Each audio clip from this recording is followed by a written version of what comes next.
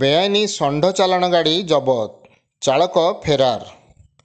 ବେଆଇନ ଭାବେ ଷଣ୍ଢ ଚାଲାଣ କରୁଥିବା ଏକ ଗାଡ଼ି ଜବତ ହୋଇଛି।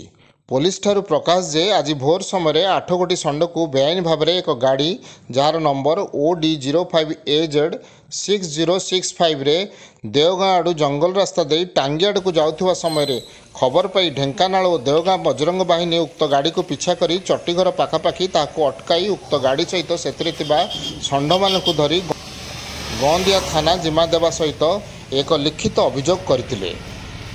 ଘଟଣାସ୍ଥଳରୁ ଡ୍ରାଇଭର ଫେରାର ହୋଇଯାଇଛି। ଉକ୍ତ ଗାଡ଼ିକୁ ଗଅଁଦିଆ ପୋଲିସ ଜବତ କରିବା ସହିତ ଷଣ୍ଢଗୁଡ଼ିକୁ ଛାଡ଼ି ଦେଇଥିଲେ।